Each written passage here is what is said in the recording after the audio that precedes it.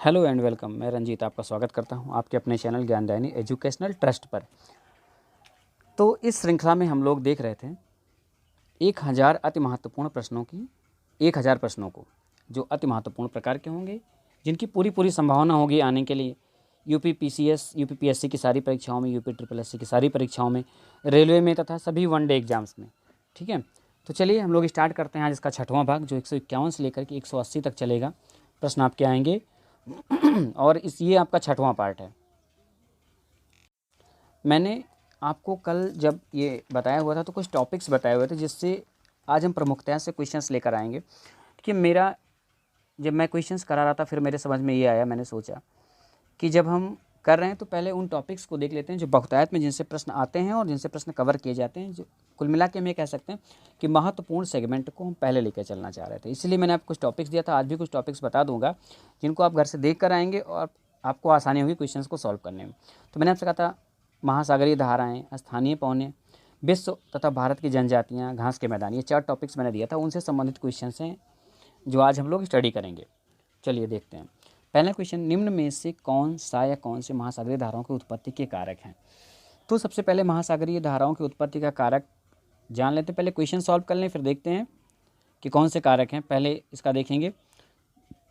एक, पृथ्वी का घूर्णन सही है, तापीय भिन्नता भी सही है, लवण की भिन्नता भी सही है, वर्षा की मात्रा भी सही है और गुरुत्वाकर्षण भी सही। तो जहाँ उपर्युक्त सभी 1 2 3 4 5 ये सही हो जाएगा। अब देखिए, जो महासागरीय धाराएं होती हैं वो जो सतही जल होता है उसका एक संचलन, निर्बाध संचलन होती है, जो निश्चित तौर पे चलती रहती हैं। ठीक है, तो उनके चलने का कारण क्या हो सकता है, उनके चलने के पीछे कौन कौन से कारण विद्यमान होते हैं, उनको कहते हैं महासागरीय धाराओं की उत्पत्ति के कारक। ठीक है, तो हम देखेंगे उसमें कौन कौन सा, एक बार सुन लीजिए। वैसे डिटेल्ड पढ़ाएंगे तो हम आपको बेहतर एक नोट थ्रू समझाएंगे। पृथ्वी का घूर्णन, ठीक है, अपनी धुरी पर घूमना। उसके बाद तापमान की भिन्नता, जल का तापमान 2 जगह भिन्न भिन्न होगा, उससे भी धाराएं बनेगी। सागरीय जल की लवणता में भिन्नता, घनत्व में भिन्नता, वायुदाब संबंधी भिन्नताएं, जो ऊपर से पवनें चल रही होती हैं सागर के ऊपर से, उनकी दिशा तथा उनकी गति, वाष्पीकरण की मात्रा, अर्थात प्रकाश ज़्यादा कहाँ पड़ रहा है, ज़्यादा वाष्पन कहाँ हो रहा है, वर्षा वहाँ कितनी हो रही है, तट का आकार कैसा है, नीचे जो नितल है उसका उच्चावच कैसा है। ठीक है, गुरुत्वाकर्षण, मौसमी परिवर्तन आदि तमाम सारे कारक हैं जिनके आधार पर धाराओं की उत्पत्ति होती है। तो यहाँ पे क्या सही हो जाएगा, उपर्युक्त सभी। अत्यधिक मत्स्य उत्पादन क्षेत्र कौन से होते हैं, अर्थात इस जहाँ जहाँ पर बहुत ज़्यादा मछलियाँ पाई जाती हैं वो क्या क्षेत्र होते हैं, कौन से क्षेत्र होते हैं? तो देखिए, मछलियों के लिए जो अत्यधिक उत्पादन वाले क्षेत्र होते हैं वो ऐसे क्षेत्र होते हैं जहाँ पर ठंडी तथा गर्म दोनों जलधाराएं मिलती हैं। ठीक है, तो गर्म तथा ठंडी धाराओं के मिलन बिंदु, ऑप्शन ए सही हो जाएगा। गर्म धाराओं में बिल्कुल नहीं, ठंडी धाराओं में बिल्कुल नहीं, और नन ऑफ दीज कोई बात नहीं है, तो ऑप्शन ए आपका राइट हो जाएगा। 153 नंबर क्वेश्चन है, इनमें से कौन सी ठंडी धाराएं हैं? ठीक है, तो 2 ट्रिक है, मैं आपको बता रहा हूँ छोटा सा। वैसे डिटेल में जब हम पढ़ाएंगे तो फिर से इसको बताएंगे। सिंपली बताते, गर्म जलधाराओं के लिए गर्म अंगुली मौज में है। ठीक है, गर्म अंगुली मौज में है, अंगुलहास की धारा, मोजाम्बिक की धारा आदि ये सब गर्म हो जाएंगी। और ठंडी के लिए हम बोले ग्रीन बगुला केला क्यों फेंक रहा है, फेंक में लिखेंगे FAK। ठीक है, इससे तो इसको हम बताएंगे आपको। ठीक है, नेक्स्ट डिटेल में। तो उससे हम देखते हैं यहाँ पे ठंडी धाराएं पूछ रहा है, तो ब्राज़ील की धारा क्या ठंडी धारा है? बेंगुला की धारा, देखिए बगुला में बेंगुला आ रहा था, बिल्कुल आ रहा था, तो ये ठंडी धारा ही है। दूसरे नंबर बेंगुला की धारा। अंगुलहास की धारा, मैंने कहा गर्म अंगुली मौज में है। ठीक है, तो अंगुलहास वहाँ आया था इसलिए गर्म धारा है, ये कट जाएगा। ओखोटस्क की धारा, ओखोटस्क की धारा ये एक ठंडी धारा है। ठीक है, ये एक ठंडी धारा है। तो इस प्रकार ब्राज़ील की धारा गर्म है और अंगुलहास की धारा गर्म है, बेंगुला और ओखोटस्क ठंडी धाराएं हैं। ऑप्शन डी आपका राइट हो जाएगा, 2 और 4। निम्न में से कौन एक गर्म जलधारा नहीं है? फिर देखिए यहाँ पर पूछ रहा है गर्म। देखिए, जलधाराओं से जो क्वेश्चन आते हैं उसमें 2 प्रकार होते हैं। एक तो ये कि कौन ठंडी है कौन गर्म है, दूसरा कि किस सागर महासागर से संबंधित है। कौन एक गर्म जलधारा है तथा ठंडी जलधारा है? तो एक बार देख लीजिए, जैसे मैंने कहा हम बोले ग्रीन बगुला केला क्यों फेंक रहा है, तो उसमें आ रहा है केला, केला फॉर कैलिफोर्निया, ठीक है। तो ये सारी ठंडी धाराओं का है। तो गर्म जलधारा नहीं है तो ठंडी जलधारा है, तो कैलिफोर्निया, उसमें आपके सूत्र में क्या आ रहा है, केला, तो कैलिफोर्निया, डी आपका सही हो जाएगा, था ठंडी जलधारा है। बाकी एंटीलीज, रेनेल और अल्नीनो ये सब गर्म जलधाराओं के नाम। कौन सा एक गर्म जलधारा है, कौन एक गर्म जलधारा है, फिर यहाँ पूछ रहा है गर्म जलधारा कौन सा है। तो यहाँ पे देखिए सुसीमा, फॉकलैंड, दक्षिणी हिंद धारा और बेंगुला की धारा। बगुला में बेंगुला आ गया तो सबसे पहले इसको तो निकाल ही दीजिए, एक ठंडी धारा है, डी आपका बिल्कुल ही एलिमिनेट हो जाएगा। अब बच रहा है यहाँ पे फॉकलैंड, एफ ए के, मैंने कहा फेंक रहा है तो ऐसे करेंगे एफ ए के फॉर फॉकलैंड, ठीक है। तो ये हो जाएगा, गर्म पूछ रहा है ना, तो ये भी ठंडी धारा है, इसको हटा दीजिए। और उसके बाद बच रहा है आपके पास दो ऑप्शन, सुसीमा की धारा, दक्षिणी हिंद धारा। यहाँ पे दक्षिणी हिंद धारा भी ठंडी धारा है, इसको भी हटा दीजिए, सुसीमा की धारा एक गर्म धारा है, ऑप्शन ए आपका सही हो जाएगा। किस महासागर में परिवर्तनशील धाराएं पाई जाती हैं? देखिए परिवर्तनशील धाराएं सिर्फ हिंद महासागर में पाई जाती हैं, ठीक है, मानसून की वजह से, और बाकी सब में नहीं पाई जाती, बाकी सब में स्थिर और सतत धाराएं पाई जाती हैं। तो ऑप्शन सी आपका राइट हो जाएगा। सागरीय समीर कब चलती है? देखिए दूसरा आपका जो टॉपिक था, मैंने कहा था स्थानीय पवनों के बारे में। तो सागरीय समीर कब चलती है? दिन में, रात में, शाम में या सुबह में? देखिए मान लीजिए यहाँ तक सागर है, जल भरा हुआ है, और यहाँ से ये आपकी भूमि है, ठीक है। दिन के समय अगर आप देखेंगे तो स्थल ज़्यादा गर्म हो जाएगा और सागर धीमे धीमे गर्म होता है, सागर धीमे धीमे गर्म होता है। ये ज़्यादा गर्म हो जाएगा स्थल, इसको कह दीजिए स्थल प्लेन या स्थल, चलिए लिख देते हैं यहाँ पर। और ये इधर है सागर, तो सागर धीमे धीमे गर्म होगा, स्थल जल्दी गर्म हो जाएगा। गर्म होने से यहाँ की जो वायु राशि है वो गर्म होकर के ऊपर उठ जाएगी, हल्की हो जाएगी और ऊपर उठ जाएगी। इसलिए क्या हो जाएगा, यहाँ निम्न वायुदाब का क्षेत्र उत्पन्न हो जाएगा और इधर से पवन इधर को चलना शुरू कर देगी। तो ये कब हो रहा है, ये दिन में हो रहा है, और इसका उल्टा रात में हो जाएगा। तो सागर से स्थल की तरफ चलने वाली पवनें, सागर समीर, स्थल से सागर की तरफ चलने वाली पवनें, स्थल जिस तरफ से जा रही है वही नाम दे दिया जाएगा। दिन में सागर समीर और रात में स्थल समीर। तो सागरीय समीर कब चलती हैं? दिन में। चिनूक कहाँ चलती है और इसका तापमान लगभग कितना होता है? ठीक है, चिनूक कहाँ चलती है और इसका तापमान लगभग कितना होता है? दो चीज़ पूछ रहा है आपसे, ठीक है। देखिए आल्पस 40 डिग्री, यूएसए 30 डिग्री, यूएसए 40 डिग्री, सहारा 40 डिग्री। तो पहले तो ये बताइए कि चिनूक चलती कहाँ है। देखिए अभी जल्दी में ही भारत ने चिनूक हेलीकॉप्टर खरीदा था, ठीक है, चिनूक हेलीकॉप्टर खरीदा था यूएसए से। तो ऐसे भी याद कर सकते हैं कि चिनूक यूएसए में चलने वाली हवा है, तो ए और डी तो बिल्कुल नहीं हो जाएगा।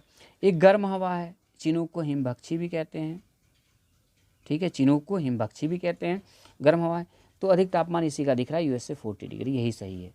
40 डिग्री तक इसका तापमान होता है और यूएसए में चलती है, ऑप्शन सी आपका राइट हो जाएगा। 159 नंबर क्वेश्चन, सिरोको के संबंध बेमेल की पहचान की। देखिए सिरोको एक ऐसी पवन है, इसको अलग अलग जगहों पर अलग अलग नाम से जानते हैं। ये सहारा के मरुस्थल में चलने वाली पवन है, और ये सहारा के मरुस्थल में चलती है, और वहाँ से अलग अलग जगहों पर इसका अलग अलग नामकरण किया हुआ है, ठीक है। तो यहाँ देखना है कि किस जगह पर उस सिरको का नाम क्या है। देखिए मिस्र में इसको खमसिन कहते हैं, मिस्र में इसको क्या कहते हैं, खमसिन कहते हैं। बिल्कुल प्रवृत्ति वही है, गरम शुष्क हवा, ठीक है, खमसिन। लीबिया में गिबली कहते हैं, ये भी सही है। स्पेन में इसको लेबेक कहते हैं, ये भी सही, अर्थात सभी सही हैं, ठीक है। और सिरोको इसका प्रचलित नाम कहाँ है, इटली में। और इटली में सिरोको की वजह से क्या होता है, रक्त वर्षा होती है, ठीक है। रक्त वर्षा का कारक कौन सी हवाएं हैं, फिर वही ऑप्शन आ जाएगा सिरोको, ऑप्शन सी सही है। ब्रिक फील्डर कहाँ पर चलने वाली हवाएं हैं, ब्रिक फील्डर कहाँ पर चलने, देखिए वैसे प्रकृति तो क्लियर हो गई होगी आपको। ब्रिक फील्डर माने ईंट भट्ट है, अर्थात जो ईंटों को भी पका कर रख दें, मिट्टी को कड़ा कर दें तो गर्म हवा होगी, शुष्क हवा होगी, श्योर है। ब्रिक फील्डर कहाँ चलती है, ब्रिक फील्डर क्या न्यूजीलैंड में चलती है, ऑस्ट्रेलिया, साउथ अफ्रीका, या फिर कहाँ चलती है बताइए। चलिए देखिए ऑस्ट्रेलिया के विक्टोरिया प्रांत में चलती है। कहाँ पे चलती है, ऑस्ट्रेलिया के विक्टोरिया में चलती है, गर्म और शुष्क होती है। तो ये हो गया, ऑप्शन बी आपका सही हो गया। 161 नंबर क्वेश्चन, इनमें से कौन एक शीतल हवा है, शीत हवा है? ठीक है, फ्राइजेम, कारापुरान, शामल और सांता आना।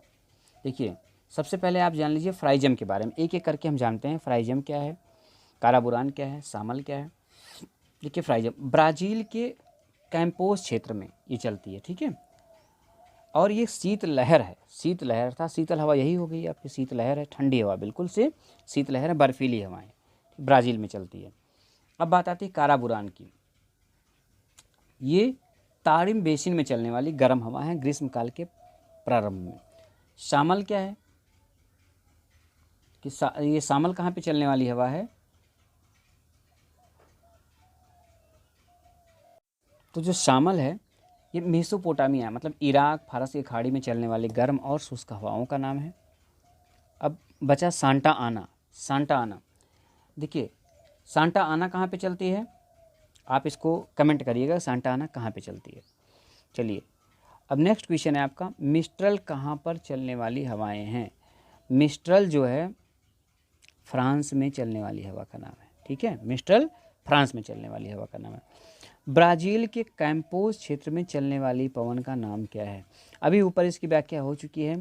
ब्राज़ील के कैंपोस क्षेत्र में चलने वाली हवा का नाम फ्राइजेम है, एक शीतल हवा है, ठीक है, शीतलहरी। निम्न से कौन सी पवन मानसून प्रवृत्ति की है? ठीक है, मानसून प्रवृत्ति की पवन कौन सी है? टेम्पोरल्स, विरजोन, पापाग्यो, सामन। तो इसमें से ऑप्शन ए आपका सही है, टेम्पोरल जो हवाएं होती हैं उनकी प्रकृति मानसून की जैसी होती है, ठीक है। टेम्पोरल हवाएं मानसून जैसी होती हैं, वर्षा कराती। और ये जो टेम्पोरल हवाएं होती हैं मध्य अमेरिका की तरफ चलती हैं, ठीक है, और प्रशांत महासागर से होते हुए मध्य अमेरिका में ये बारिश कराती हैं। निम्न में से कौन सही सुमेलित नहीं है? अब आ गया जनजातियों की बात, भारतीय और विश्व की जनजातियाँ दोनों ही कवर करना है, कुछ कुछ क्वेश्चन दोनों से मिल जाएंगे आपको। तो देखते हैं कौन सा। बिरहोर झारखंड बिल्कुल सही है, ठीक है। बी है भूटिया सिक्किम, ये भी सही है। और भूटिया होता तो यूपी हो जाता। टोडा तमिलनाडु नीलगिरी की पहाड़ी में होते हैं। भील क्या उत्तर प्रदेश में है? जी नहीं, भील उत्तर प्रदेश में नहीं पाए जाते हैं, राजस्थान की तरफ ही पाए जाते हैं। राजस्थान में पाए जाते हैं, महाराष्ट्र में भी कुछ पाए जाते हैं, ठीक है। तो भील उत्तर प्रदेश बिल्कुल ही बेमेल है, मध्य भारत दक्षिण मध्य भारत में पाए जाते हैं ये। अंडी एवं ओपोरतीपी नामक विवाह किस समुदाय से संबंधित हैं? अंडी एवं ओपोरतीपी नामक विवाह जो होते हैं हो समुदाय से संबंधित हैं, ठीक है। चेंचू का निवास स्थान, जी चेंचू कई बार परीक्षाओं में आया हुआ, चेंचू का निवास स्थान कहाँ पर नहीं है?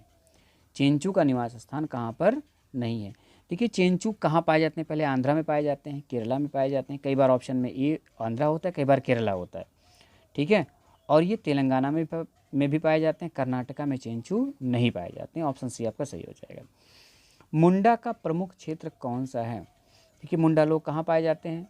छोटा नागपुर के पठार के साइड में, झारखंड में पाए जाते हैं, ठीक है। बिहार नहीं है, उड़ीसा नहीं है, बंगाल नहीं है। भारत में जनजातियों की पहचान का आधार क्या है? सांस्कृतिक विशेषता, जी हाँ सांस्कृतिक विशेषता भी होती है। इनका परिधान विशेष होता है, इनके भोजन भी विशेष होते हैं। तो 1 2 3 सभी। देखिए आप देख रहे होंगे क्वेश्चन आपके काफ़ी अच्छे हैं, काफ़ी टाइम लेकर के बनाया गया है और काफ़ी सर्च किया गया इन क्वेश्चंस को बनाने में। तो आप लाभ उठाएं और लोगों के बीच में शेयर करें ताकि सबका लाभ हो। कौन सी जनजाति नागालैंड से संबंधित नहीं है? देखिए पहले तो ये पता होना चाहिए नागालैंड में पाई जाने वाली जनजातियाँ कौन कौन सी हैं। तो नगा, कोन्याक, अंगामी, ये तीनों नागालैंड की जनजातियाँ हैं। औंजे जनजाति कहाँ की है? औंजे अंडमान निकोबार की जनजाति है, ठीक है। इसलिए बी ऑप्शन आपका यहाँ पे राइट हो जाएगा। पिग्मी जनजाति के घर क्या कहलाते हैं? पिग्मी जनजाति के घर क्या कहलाते हैं? तो युर्त, इग्लू, लुओ तो एक अलग ही जनजाति है, इसको हटा दीजिए, किसी का घर ही नहीं है, लुओ एक जनजाति ही होती है। मोंगुलस, ये पिग्मी जनजाति के घर होते हैं। पिग्मी जनजाति के घर को क्या कहते हैं? मोंगुलस कहते हैं। इग्लू क्या है? इग्लू भी किसी का घर होता है, किसी जनजाति का घर होता है, ठीक है। बर्फीली जगहों पर कौन पाए जाते हैं? तो जो इग्लू होते हैं वो बर्फ़ के बने घर होते हैं, ठीक है। एस्किमो जनजाति से संबंधित होते हैं, एस्किमो जनजाति से संबंधित होते हैं। और जो खिरगीज के घर होते हैं उनको यूर्त कहते हैं। ये बर्फ़ के बने होते हैं, जानवरों की खाल के बने होते हैं। और ये मोंगुलस पिग्मी के घर होते हैं, ठीक है। लुओ एक अलग से जनजाति है। ओरोमो जनजाति कहाँ पाई जाती है? ओरोमो जनजाति कहाँ पाई जाती है? क्या केनिया में, इथोपिया, सूडान या कांगो? तो इथोपिया इसका राइट आंसर हो जाएगा। अब देखिए घास के मैदानों से कुछ क्वेश्चन है आपके पास। पंपास घास के मैदान कहाँ पाए जाते हैं? तो बहुत ही आसान है, कई बार क्वेश्चन आया हुआ है कि पंपास घास के मैदान कहाँ पाए जाते हैं। तो पंपास कहाँ पाए जाते हैं? अर्जेंटीना में पाए जाते हैं। पंपास अर्जेंटीना में पाए जाने वाले घास के मैदानों को कहते हैं। देखिए घास के मैदान को पहले थोड़ा सा समझ लीजिए, हल्का सा डिटेल जब हम स्टडी कराएंगे तो वहाँ बिल्कुल सब कुछ विथ मैप चलेंगे, पढ़ेंगे। अभी देख लीजिए घास के मैदान दो प्रकार के होते हैं, दो प्रकार के होते हैं, एक उष्णकटिबंधीय और दूसरा शीतोष्ण। तो कई बार ये भी क्वेश्चन में आपके पूछा जाता है कौन सा घास का मैदान उष्ण है, कौन सा शीतोष्ण है।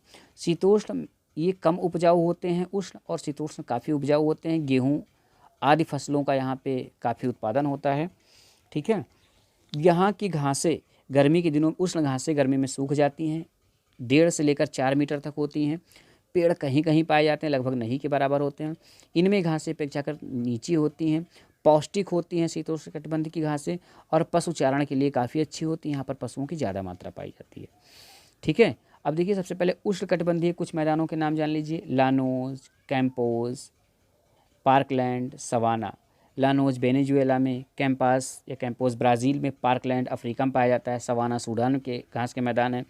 इनका जो विस्तार होता है अपने गोलार्ध में, ये हो गया 0 डिग्री, यहाँ से 5 डिग्री से लेकर के 30 डिग्री तक, कहाँ से, और इधर भी 5 डिग्री से लेकर के 30 डिग्री तक, और 30 से लेकर 45 तक जो पाए जाएंगे दोनों तरफ वो शीतोष्ण हो जाएंगे।